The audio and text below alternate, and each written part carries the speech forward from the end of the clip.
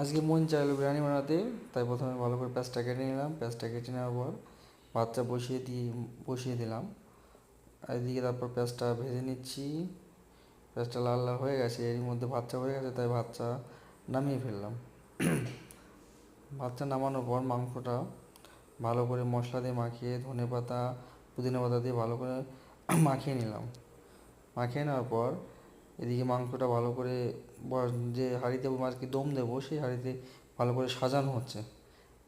মাংসটা সাজানোর পর ভালো করে মাংসটার উপরে ভাতটা ভালো করে সাজানো হলো। তারপর ধনেপাতা বাটার পুদিনা পাতা সব কিছু দিয়ে দমে বসিয়ে দিলাম। দমে বসিয়ে দেওয়ার পর ঘন্টাখানিক রাখা হয়েছে। তারপর রেডি হয়ে গেছে। এই দেখো রেডি হয়ে গেছে। এরকম বানিয়েছি আজকে। খেতে কীরকম মজা হয়েছে খেলেই বুঝতে পারবে। তাহলে আমরা একটু খেয়ে দেখি কীরকম হয়েছে।